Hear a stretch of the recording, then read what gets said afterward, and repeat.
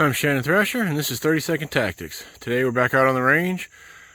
We're going to talk about suppressors, silencers, cans, whatever you want to call them. Talk about the different methods of attaching them, different uses, pros and cons, different calibers, and show you a little demonstration. So hope you enjoy the video. So let's talk a little bit about suppressors. Suppressors, silencers, and then a lot of times you hear them called cans, which is appropriate because basically it's just a can. It's just a metal can with some baffles in it. And the way they work is they just basically slow down and cool off and contain the hot gases that are coming out of the gun and making all that noise. The bullet itself, if it's not subsonic, is going to make a sonic boom, a loud crack. But as far as silencing or suppressing the noise at the weapon system, that's what it's going to accomplish. It can't help. You know, if you're running supersonic ammo, you're still going to get a loud crackdown range. So real quick, the 3 or 4 basic ways you attach these, and that depends on, of course, the weapon system and the suppressor itself. A real common way is what they call direct thread, which is just like you'd imagine, is you just screw it on like you screw a thread or whatever. While I'm doing this, I want to point out a little safety thing. If you'll notice, what I did when I screwed that on is I came in this way and I put it down. I didn't put my hand over the end of the barrel. Let me give you a demonstration with another one that's not attached to a gun. I see a lot of people putting the can on like this. Well, where is my hand? Right over the muzzle of this gun, okay? The basic firearm safety rules don't go away just because you're putting a can on your rifle. So another way that they attach is what's called a quick detach, which is still a thread system, but typically you'll replace the muzzle brake or flash suppressor that came with the gun with a proprietary one from the particular brand. And it's going to screw on the same way, but it's just a lot fatter, coarser, what do you want to say, thread, so it takes 3 or 4 turns instead of 20. And then some of them, like this one, will have a little locking ring so it doesn't come loose. That's a problem with suppressors that want to work loose as you're shooting. Another system that's pretty proprietary to HK is what's known as a 3-lug. And if you can see in there's basically 3 lugs on the muzzle here, and then this goes over the top, lines up, and then there's a spring in there that locks in like that. That's probably the quickest as far as on and off quick detach. But like I said, it's proprietary. I'm not sure if anyone besides HK does that. And then lastly, you'll have what's called an integral suppressor or an internal suppressor. This gun, this is just a Ruger Mark I. It has a permanently internally built-in suppressor. So it's not just a heavy barrel. There's a suppressor in here, as opposed to a similar gun with a direct thread suppressor. So for whatever reason, if you want to take this off, move it to a different gun, take it off for cleaning or what have you, it's going to thread on and off pretty simply, as you can see in just 10 seconds or so, where this type system is internal, it's permanent. If you want to take the suppressor off this, you're going to need a hacksaw. All right, so that's basically the way they work and the way they attach. So let's shoot and see what they do. Okay, so now we're going to shoot, and everything I'm shooting today is suppressed, but you notice I still put the headphones on. That's something I didn't mention earlier. Every suppressor is going to be slightly different in its construction, its design, the gun it's mounted to, the caliber, the velocity of the particular load.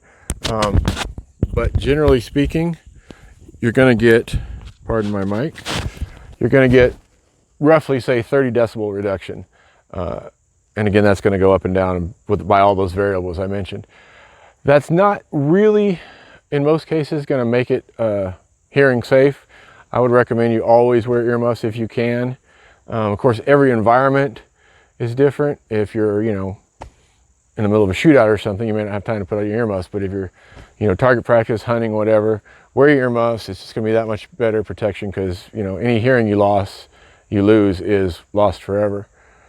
And the environment. We're outdoor at the range here, so this is going to be the least loud environment versus, say, shooting your home defense AR in your hallway or shooting, your MP5 through the windshield of your patrol car or something like that in some crazy scenario.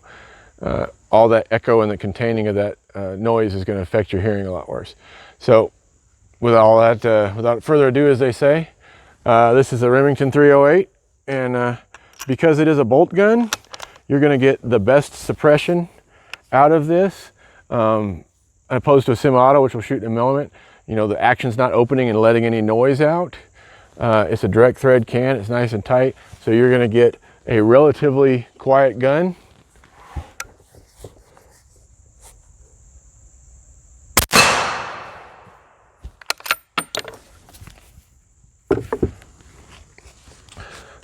Now again, what I was saying about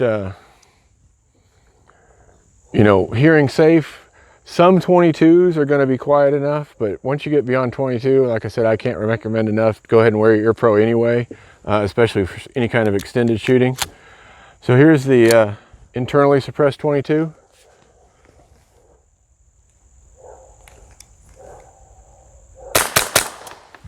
Pretty quiet.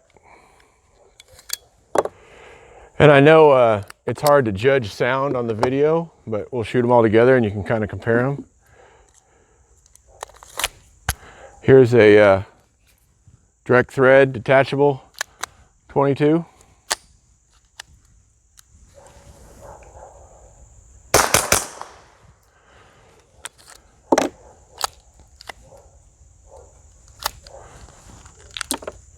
Again, pretty quiet. So one of the most popular guns, of course, in America right now is the AR-15, and therefore one that people like to suppress the most. The problem is it's just not a great gun to suppress. You can take the edge off, but if you load these bullets slow enough, subsonic, to really get your best quiet shot, then you're not going to cycle the gun. But this is just standard ball ammo here.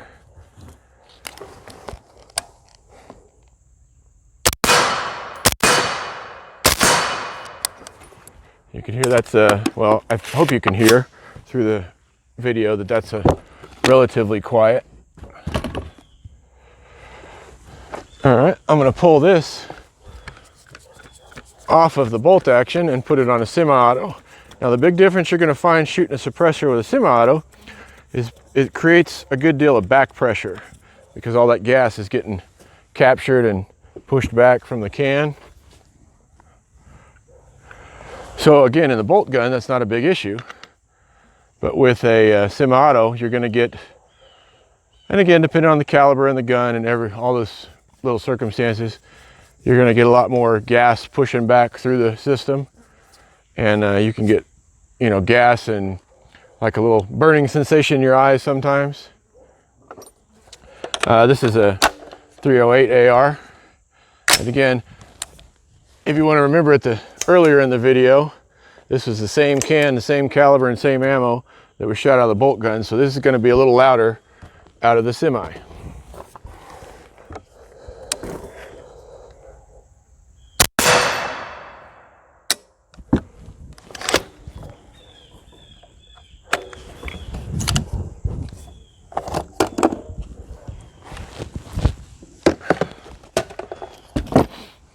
All right. And then lastly, pistol calibers. Obviously, pistol bullets going slower than a rifle bullet, so they're typically easier to suppress. The MP5, of course, 9mm.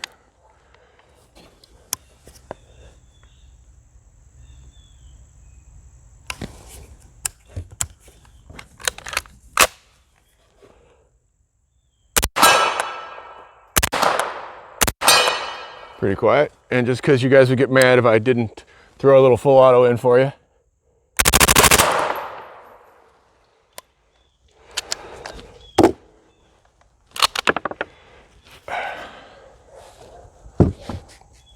All right, one last thing I want to talk about is the heat shields, the covers. This particular one's by Coltac. They're not paying me, but they're a good company, so I don't mind mentioning them. Two things. First of all, suppressors, especially if you're rocking your AR all day at the range or something, they will get very hot very quickly. And hopefully common sense would keep your hands off them, but you also have to consider even stuff like when you lay them down, you know, if you lay it down on your nylon gun case, it's gonna melt it most likely. So they make these high temperature covers that just go out around them. And it's also good because for like precision shooting and stuff, when this starts to heat up, you'll get a heat mirage over the barrel, which of course is right in front of your optic or your sights, and that creates a problem. So if you're gonna do any precision shooting with a suppressor or any high volume shooting, you just wanna, you know, shoot a couple hundred rounds out of your AR in a row, you're gonna wanna invest in these. And they run anywhere from, I don't know, 50 to 150 bucks, depending on the brand and what you're getting, and they're set up for different temperatures. But again, it's just basically, and this one goes on with Velcro, and some of them go on with little rubber ties and stuff. It's basically an oven mitt that's permanently attached to your suppressor, or not permanently, but temporarily, you know, Velcroed on. And like I said, that prevents all that issues with the heat. You will definitely only ever grab a hot suppressor one time. That's a self-correcting disorder. So I don't have to worry about you guys doing it more than once, but I'd really hope you wouldn't do it the first time.